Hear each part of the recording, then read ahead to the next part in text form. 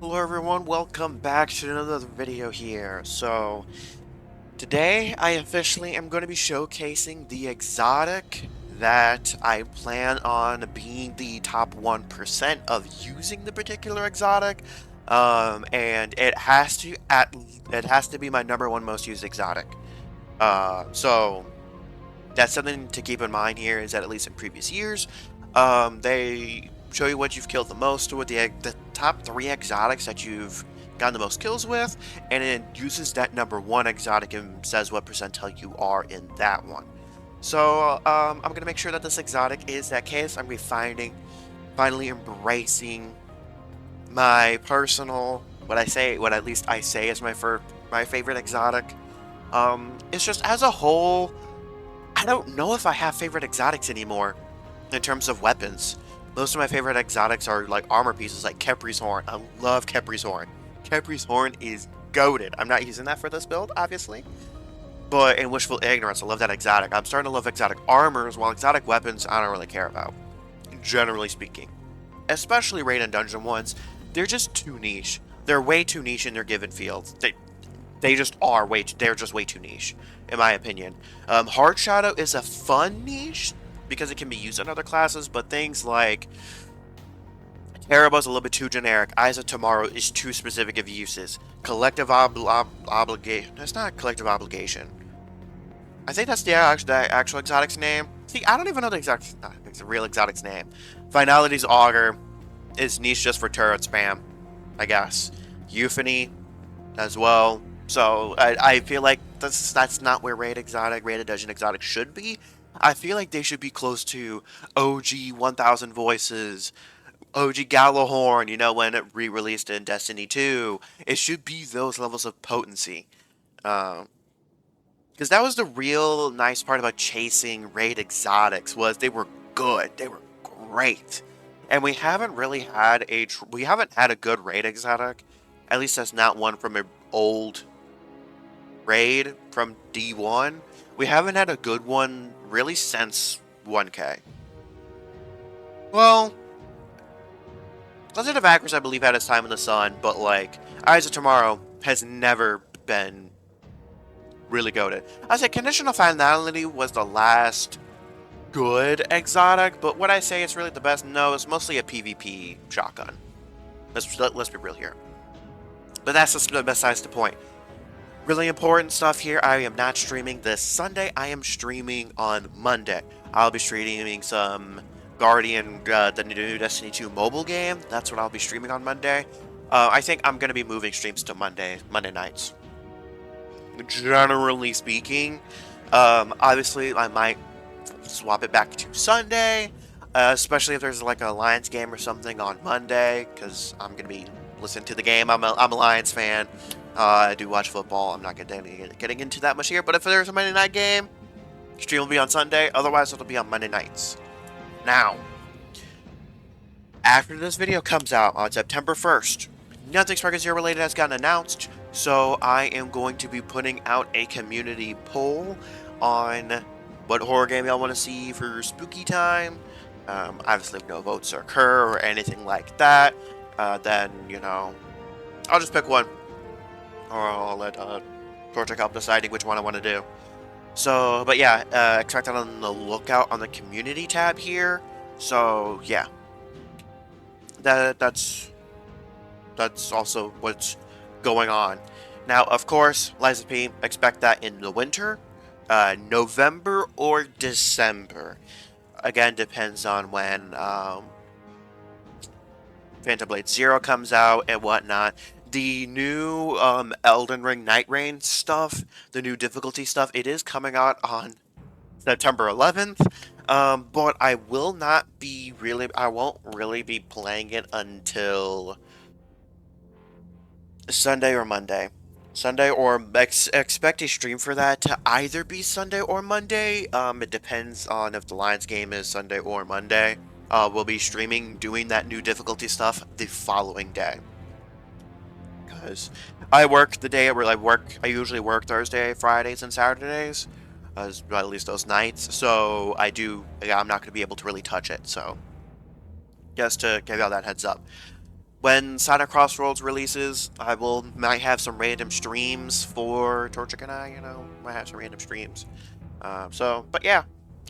On that note, though, let's get into the build here. Now, the exotic that I chose was Legend of Acreus. Now, there is some finicky stuff with the setup, so we're going to go to the shooting range. There's some finicky stuff. But I am using Prismatic. I'm using Prismatic. Now, you might be asking yourself, Hotsus Man, why are you using Prismatic and not Arc? And that's because of the number one problem that I have said for years at this point with Arc. The lack of survivability. The absolute lack of survivability and the really low damage resist. Compared to things like Woven Mail, and other stuff. So, when comparing it to Woven Mail, Frost Armor, that sort of deal, let's be real here. Knockout and the whole Amplified thing is nowhere close to Restoration and Cure from Solar, nowhere close to Devour and Overshield on Void, nowhere close to Frost Armor or Woven Mail and the Band of War shenanigans Strand 10 can get up to. They are nowhere close. Nowhere close. Let's just be real here. They're nowhere close. Now, this is why I went with Prismatic. As I've said before, the same thing that I said when Prismatic first came out still holds true. If you're on Arc Titan, and if you like Arc Titan, and you don't want to run if you're not running Curse of the Falling Star or something like that, Prismatic is just flat out better than Arc. It just is. It just is. Now, for our actual Prismatic class here, we are using Dranger's Lash and Knockout. And I'm using Shield Throw. Shield Throw being that extra bit of survivability. That Overshield is important. You're going to need that extra cover. And we're using Shackle Grenade. And obviously we're using the Thunder Crash. Now, the thing here is, the reason why I am not using Consecration here is because, one, it only has 2 slots. And 2, the Overshield is massively important. Also, this can hit flying enemies. This Shield Throw can hit flying enemies, and Consecration cannot. The reason being for this is, this applies to some floating bosses. Like, if Hydras, for instance, are just a little bit too far off the ground, Consecration will not hit them. Meanwhile, the Shield Throw can, and I can just shotgun them. Right? So, that's kind of important. The biggest reason why I'm using Dranger's Lash here is due to the fact that, one, class ability is going to be, I'm trying to make all the abilities useful in this, and unfortunately, that's the only way I could do it. But also, this build is going to struggle a little bit to get Darkness Energy. If you are not using a Stasis or Strand Heavy, it is a little bit more difficult to get Darkness Transcendent than Light Transcendent. So, Dranger's Lash and the Shackle Grenade are going to help with that. This also helps for champions, because once you reach Master Difficulty, champions. So both of these are unstopped, so that helps massively. Meanwhile, shotguns are overload currently, and I have a Pulse Rifle for anti-barrier, but I'll get into that a little bit later. Now for fragments, I'm using Facet of Awakening. So this one, Facet of Awakening, am I using it for the health? Mostly. But rapidly defeating targets with light or darkness damage or super final blows generates an element of pickup of the same magic damage type. Because we're using Arc, we're using Legend of Acreus as our main weapon, we're generate Ionic Traces, which is going to help our ability regen. Which is going to help massively when we need to use Shield Throw and Shackle the most. These two abilities we're going to be using the most of. Dragon Slash is more of a emergency, I need to barricade type deal. Now we're using Facet of Courage. This one I'm mostly using for the plus 10 grenade. However, against bosses, this is going to be completely unhelpful. If you are using a kinetic weapon with Chill Clip on it, you should use this because slow and freeze does affect bigger targets. However, the only thing we're going to be able to do with the particular setup I'm running, is suspending. And the problem with suspending is on bosses, it's a snap. So I'll show you in a bit, but it'll shackle, but it'll suspend, but then it'll snap. So I'm only using this for the Grenade plus 10 because I do need... Grenade has to be at 70. Grenade has to be at 70. Otherwise, you can run into some pretty fuck situations. Um, Facet of Balance, this is pretty important here. Rapidly damaging targets with defeating targets with light damage grants melee, darkness, grenade. Now we do need melee energy the most, and Legend of Acris is really going to be feeding into. It has Trench Barrel, right? So what do we want the most of? Our melee. So that's going to help with Shield Throw. Shield Throw is Shield Throw just needs to get changed in my opinion to where we can recall it instead of letting it deal multiple hits. But Shield Throw is quite nice. Shield Throw is quite nice. I'll be real. You can hit about 2 targets before, being screwed. Now, collecting an elemental pickup or destroying a tangle grants your energy of the same type.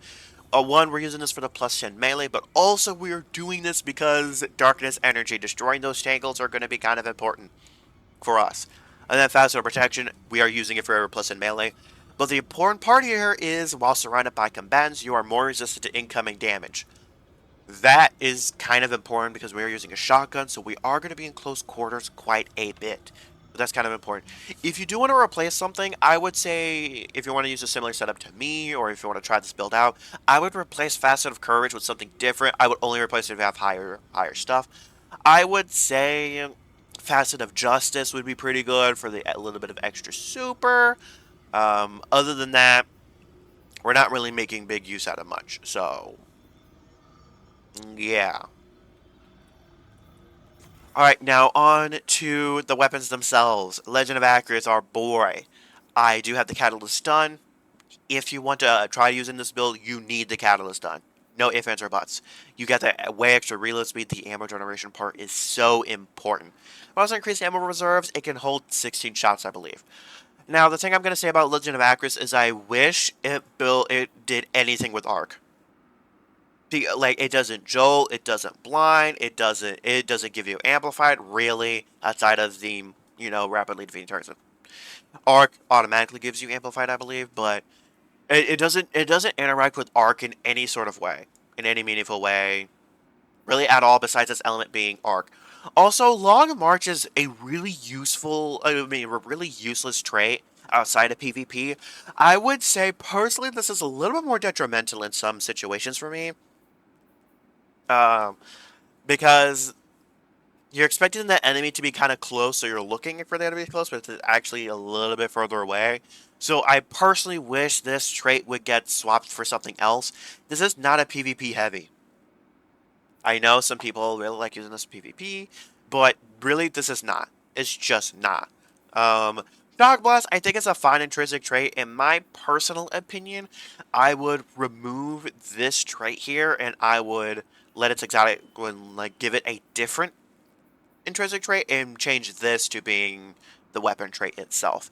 Because most exotics nowadays, well, I'm saying nowadays, but I'm really meaning post Beyond Light era, exotics have a unique, obviously exotic trait, then they have something a little bit more of a unique trait. Even if it's just Rampage or something like that. I personally would like to see Volt Shot. Volt Shot would be pretty decent. If I'm being perfectly honest, I would maybe have this thing getting built into the Shock Blast thing, and giving it a souped up version of Chain Reaction. I think we could really make the shotgun go ham, maybe. If not, I let it interact with Arc in some way, shape, or form. Or like I said earlier, giving it bolt in a previous video, giving it bolt charge depending on how many pellets you hit, and letting it discharge bolt charge without needing a Storm's Keep. For energy weapon here, have something that's anti-barrier. Use an anti-barrier scout or pulse rifle. I do recommend Jolting Feedback. Jolting Feedback is so good. You can even, yes, you can, this weapon can deal with overloads as well. It takes a little bit of work though, but Jolting Feedback is really, really good. Eddy Current, I personally would like to remove this for Pugilist. I do have an alternative role for y'all as well. If you do not have this, Corrasion is really, really solid as well. Pugilist Volt Shot is pretty solid, really maximizing that reload. So, These two are both really nice pulse rifles. I'm just really liking Vantage Point right now. It just feels really good. Now for our kinetic slot, I'm using Festival of Light. If you are using an aerial denial frame, attrition orbs, attrition orbs, attrition orbs. You get about one when you fire this thing. Attrition orbs is not as strong as it used to be. The alternative you could use is if you have Tenacious Mastery or any stasis weapon with chill clip on it. Go ahead and use that instead. But I really like this Strand 1 here. Blast Disruptor as well as the other perk I have on here. Because given that bonus to the grenade stats, as a little bit extra recharge rate is quite nice. I'll be perfectly honest. So those are the weapons I am using. Going to the artifact here. Not going to go into too much here. First column, obviously, is a stereotypical. Nothing is really useful until, like, this one. Picking up an elemental pickup, matching your subclass element, grant extra energy, so ionic traces, ionic traces, ionic traces. Completely useless for us. This one is fine. We're not going to be able to destroy tangles very often. I'll show you how we can with the GL, but sometimes it's a little bit finicky and not as useful. With our setup, Shield Crush, important. We will have one of each of these.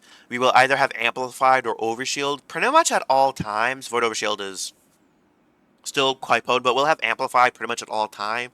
So Grenade recharging faster is very, very nice. Obviously, Overshield feeding into our melee charge is quite nice. Then we're using this, creating a tangle by defeating a strand debuff target, suspends nearby enemies. This is only useful if we kill another suspend target, it will chain together, but the rest of these, I will say if you want to, you can use this as well. It'll boost your arc weapon, so generally speaking, I do recommend this. However, if you're struggling with champions, I do recommend you going with Tangled Web instead. Obviously, these other two are completely useless, except for this one.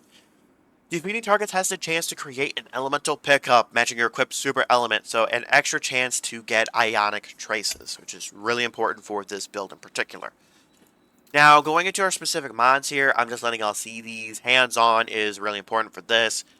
We're more skewing into melee here. Arc Scavenger is required. Scavenger is required for this setup. It just is. It is required. Time dilation is also nice as well. Also, if y'all do want to see the fashion, there y'all are. I don't know. I tried my best. Now, let's talk about the exotic class item. Now, the actual true god roll for this build that I'm still working on getting, RNG has been trash. Dual Destiny only drops one exotic class item. It does not drop two, which sucks. But the role that I personally plan on using with this the most is Spirit of Abiant, Spirit of Loopy. Those two specifically. Spirit of Abiant, Spirit of Loopy. Just to have that extra healing potential, because obviously Prismatic does struggle with that. Now, Stoicism here, Spirit of the Eternal. This is the one I'm using right now. Eternal Warrior, completely useless. Spirit of Scars, I'll be real, this is not a good mark at all for me. Spirit of Scars is nice. However, we'll get into these set bonuses in a second. However, I do recommend, if you are comfortable with staying alive and everything, I do recommend Abiant and Star Eater, especially if you want to really boost the fuck out of your thing. Spirit of Abiant and Syntheseps is also a viable option. However, do I plan on using this? No, I don't. And Spirit of Contact, I only kept this role here because I want, despite me being a huge proponent of Spirit of Contact, do not use this. Do not use this. No, don't use it. Do not use this. I beg of thee, do not use this. Because goddamn, you're not gonna want contact with this. You're not gonna want contact with this. You just aren't. Now let's talk about the 2-piece set, the Bushido set. The 4-piece is nice at times. Bow, shotgun, and sword final blows temporarily reduce incoming damage. Damage to targets of those weapons extends the effect. This would be more useful on Strand. However, I will be real, there's not really a 4-piece set that I like. And even some of the 2-piece sets that I have here, like the Solstice gear. The 2-piece set buffs solar weapons. I am not using solar. These, kinetic damage, I don't use kinetic damage. Like, I don't use kinetic weapons. I don't think I literally don't think I have any of the other. Even this one, picking up an ammo brick gives you a stacking bonus to weapon swap and stow speeds until you die. Completely useless for me. So it's just right now, there aren't really that many good two-set bonuses, and at least the Bushido one is serviceable for our purposes. Now, the damage resist, by the way, you do have to be careful because it does override some damage resist, I believe, like Woven Mail, I believe. However, the two-piece, final blows of freshly drawn or reloaded weapon heal you. That is really nice for Acrius as well. This essentially gives Acrius heal clip.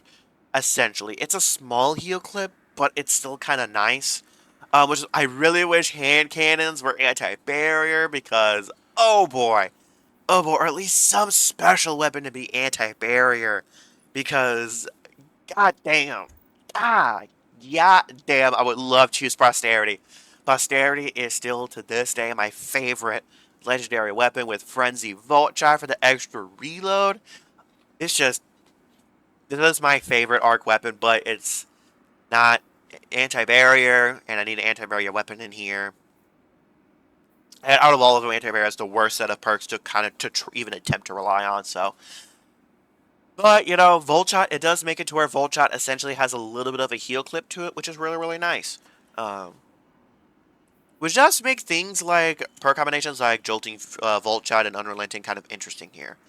Now, in terms of actual stats, weapons needs to be as high as possible. No ifs, ands, or buts, it needs to be as high as possible. I personally decided not to use this build until I got tier 3 armor. Until I got at least tier 3 armor. Class doesn't really matter as much. Try to have it at least at tier 70. Health doesn't really matter here that much. Melee should be your secondary stat. In my personal opinion, this is a stat you can have at 100. You don't really need the shield throw to do a bunch of damage. You don't. You just need it to get a decent amount of hits. So I do recommend having this at around 100. Your grenade has to be at 70. I would recommend your super being somewhat high too. In my personal opinion, if I were to really divvy up these stats while keeping them somewhat balanced, because you have 500 to work with, obviously you can't have certain stats being 0. I would say weapons 200, melee 100, super 100, grenade and class being at least at 70, health is something you could work with. Alright, so now that I've kind of explained what the build is here, do these enemies die? Hey, buddy. No, okay. We're gonna whip out Cabal here.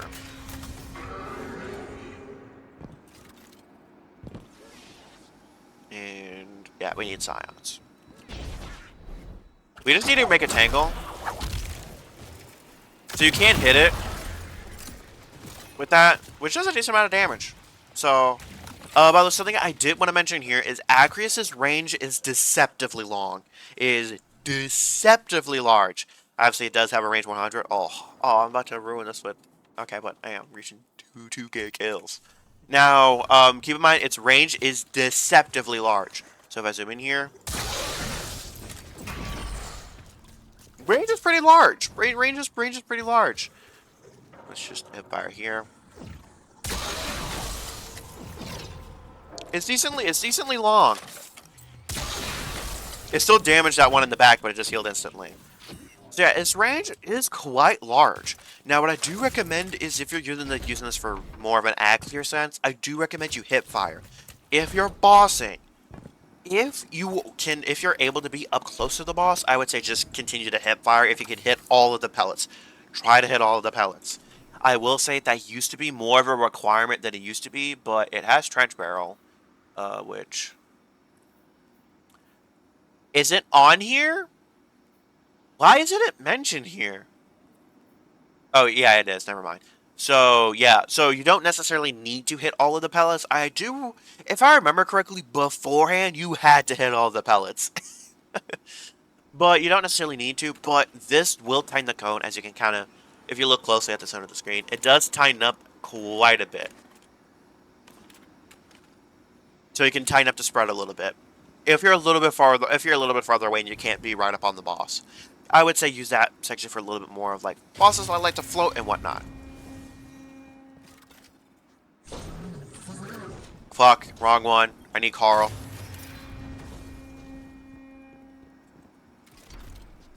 Okay, so this is where I'm going to show you the snap. Yeah, G-Bot doesn't last for long. It's just a quick snap.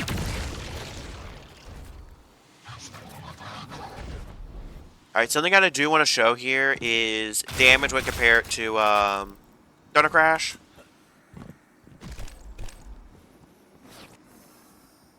So with Thunder Crash here, just to give you all an idea on what's a lot of damage, I just had a Shockwave here.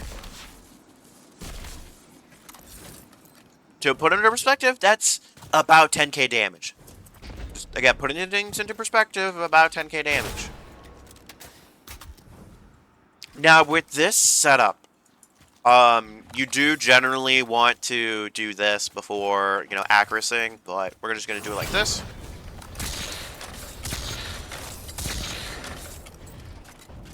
Hit close to Thunder Crash already. And I only hit one precision hit either. Precision hits are not as important. But obviously, if we're doing this right, this will tick.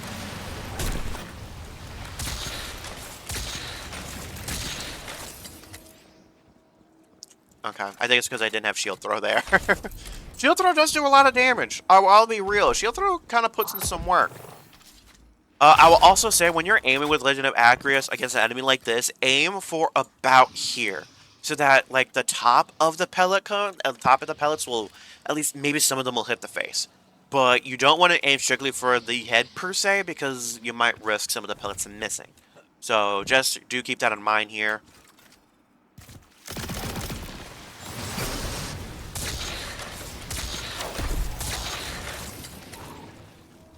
Didn't hit a single shot, but as you can see, it's not that much lower than Thunder Crash. So, now that I've shown you all that, I'm going to go ahead and take this into a solo ops. Okay, well, logistics. It's actually a solid one to showcase how it is against floating enemies. By the way, I still can't do Grandmaster yet, because I'm still not at 400. And I would be 70 below. 70 below, which is crazy. We'll go with... Ooh.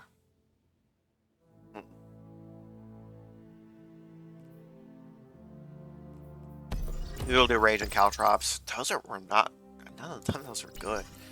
And then we'll do Chill Clip. Yeah, that works.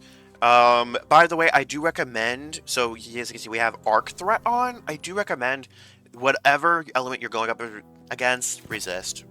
We can do Harmonic, but realistically, we need this ammo generation. We don't necessarily need this charged up, but I would say charged up is necessary for lower levels. But once you're able to get like tier 4 armor and stuff like that, and even tier 5 armor, at that point you'll stop needing. You won't need that. You won't need it as much. You're not going to need stacks up per se as much. Especially if you're able to get your weapons to 200, I would say you don't need charged up. I would double up on ammo generation.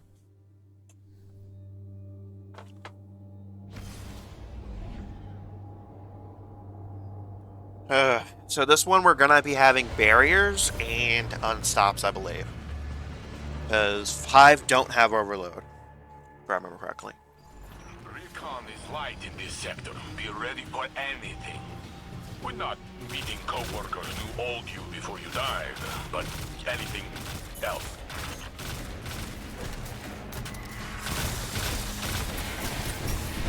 This is gonna be a little difficult. What the fuck? I missed. We had to use that shot there.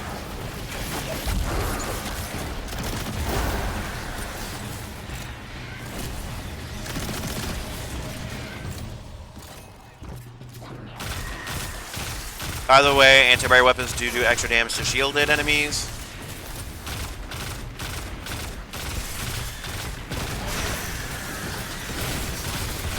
Just gotta really make sure to take care of this one.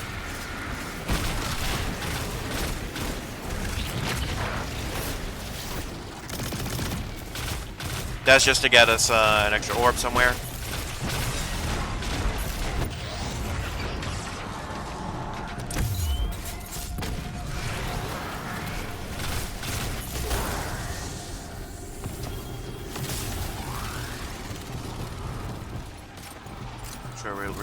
more shit.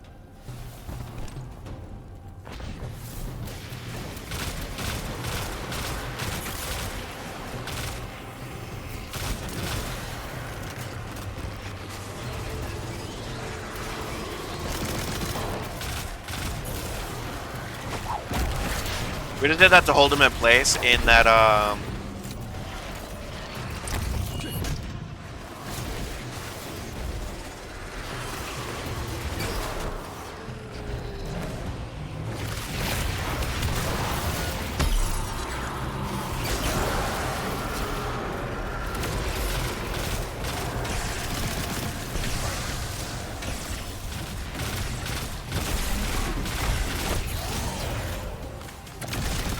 detonate that. Bada bing, bada boom. We don't have anything crazy like Heart of Inmost Light or something like that. I will say though, out of all of the builds that I've done with Prismatic, I'd say this one's probably the most ubiquitous in terms of class item. So there's just a lot that works pretty well.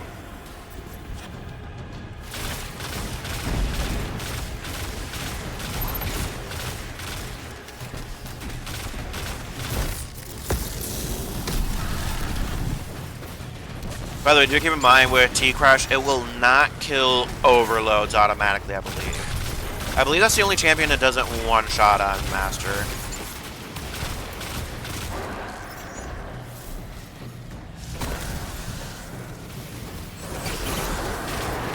So, see, that was nice. We got 3 hits, full overshield.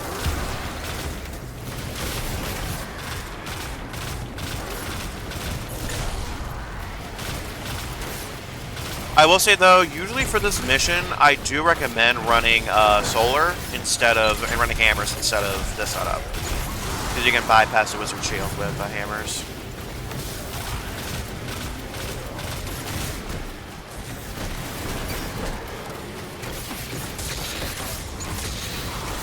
Alright, I forgot I didn't have Acris loaded.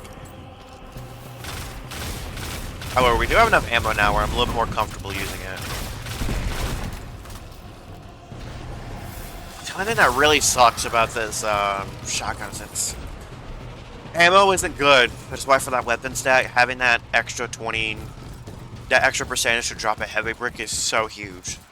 So huge. Because the goal is to use this like a primary ammo weapon, even if it's not really that feasible. That's the goal, that's the goal.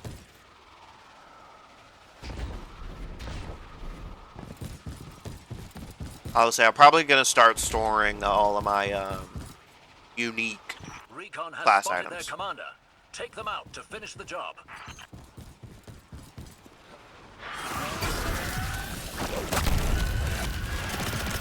I missed.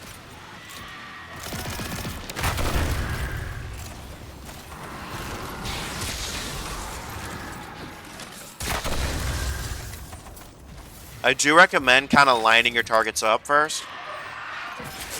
I'm gonna be slowed here.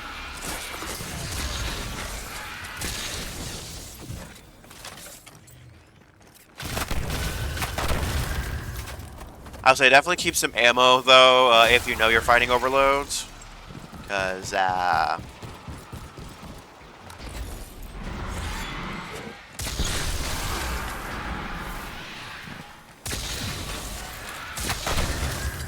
like, see, that range is deceptively large. That being said, its damage does drop off, but it's way better than what it used to be.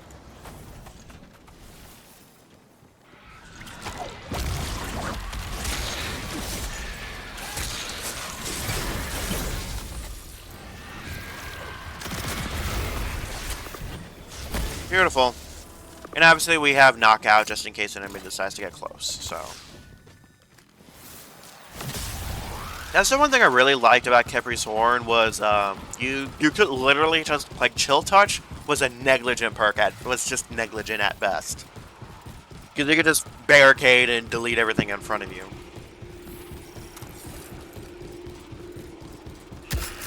We're just gonna Thundercrash right away.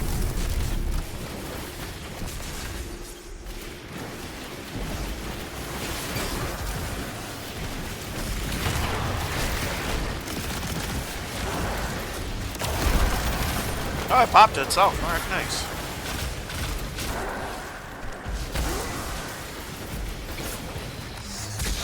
Beautiful.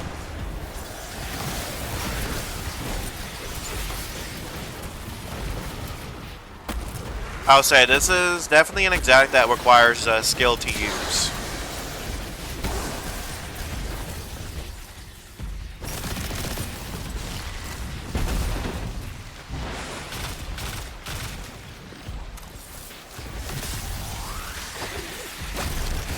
Just gonna get that snap. As I can see, like, Shield Throw does a decent chunk of damage.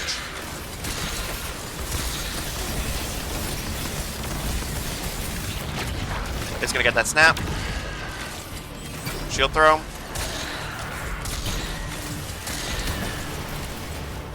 Bada bing, bada boom.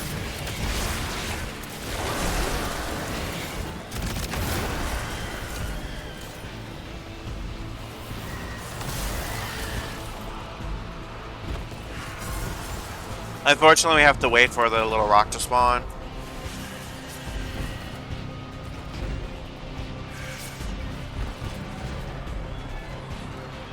Gonna spawn some things? Okay, there you are, I guess.